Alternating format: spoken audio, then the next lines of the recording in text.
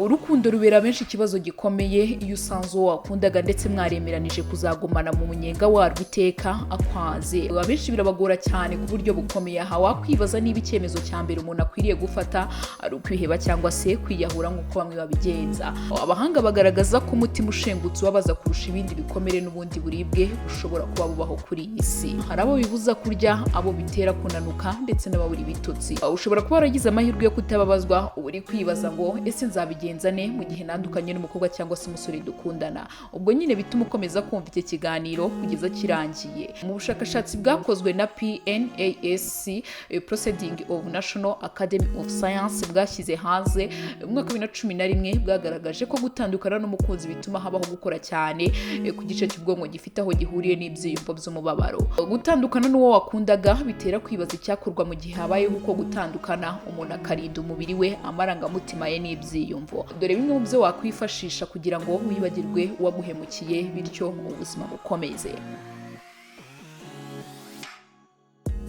Icyambere cyagufasha ni iki ngiki: kurira. Ushobora kuba warakomeretse ushaka kwibagirwa ibyabaye, ukaba udashaka umutwaro w'agahinda cyangwa ushaka ko umubabaro ufite wagenda, ukeneye kurira kugira ngo ukire. Kurira ni inzira ituma umubiri urekura amarangamutima. Irinde rero gufata ayo marira kuko ari intambwe ya mbere yagufasha kwibagirwa ibyabaye. Icya kabiri cyagufasha kindi ni iki ngiki: shaka ibyo uhugiramo. Igihe cyahise kiragoye, cyane cyane iyo watandukanye n'umukunzi. Niba ushaka kwibagirwa, shaka ibyo uhugiramo kuko nuba uri muri byinshi ntuzabona umwanya wo gutekereza ku byahise cyangwa ku muntu mutari kumwe.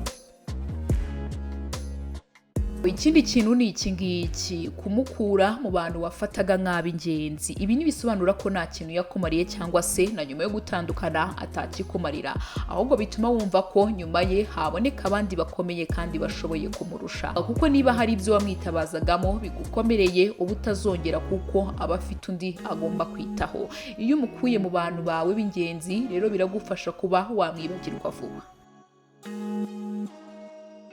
Icya kane kindi cyagufasha ni iki ngiki: gutembera ndetse no kwishimisha, kutigunga, nabyo biri mu byagufasha. Niba mwarajyaga mukunda kuba kumwe, aho ugomba gukora ku buryo ahantu mwahuriraga uhibagirwa hanyuma ugashaka ahandi heza kandi hakunyuze uzajya usohokera cyangwa se utemberera.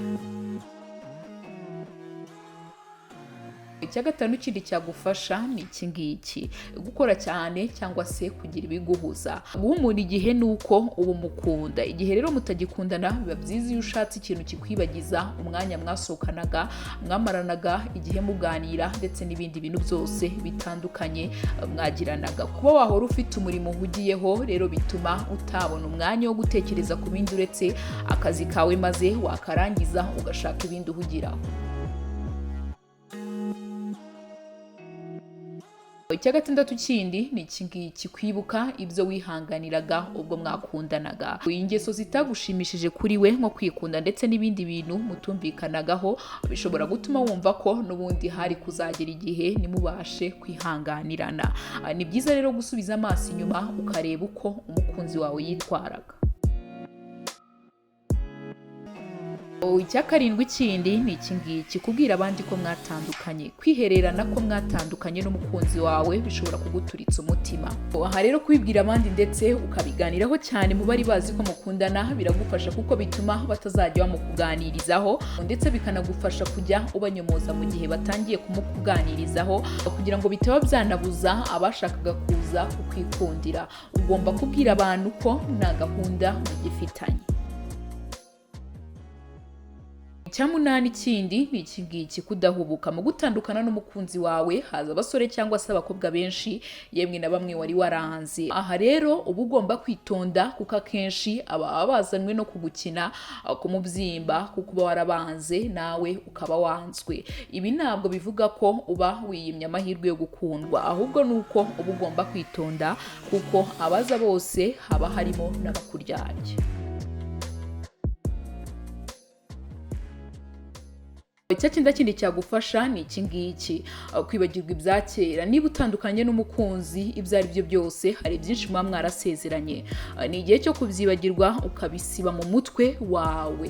Ibagirwa ibyo byahise kugira ngo utangire utekereza ku bizaza. Icya cumi kindi ni iki ngiki, tangira bundi bushya. Nyuma yo kunyura muri izi nzira zose ukeneye kongera kugira inshuti kuko ukeneye gukira, ugashaka umuntu wo kukwibagiza ibyabaye. Kwibagirwa ibyakubayeho biragoye cyane kuko ntibyoroshye gutekereza ku mukunzi wawe mwatandukanye ndetse n'ibihe mwagiranye. Ibyo byose rero biri hejuru bishobora kugufasha.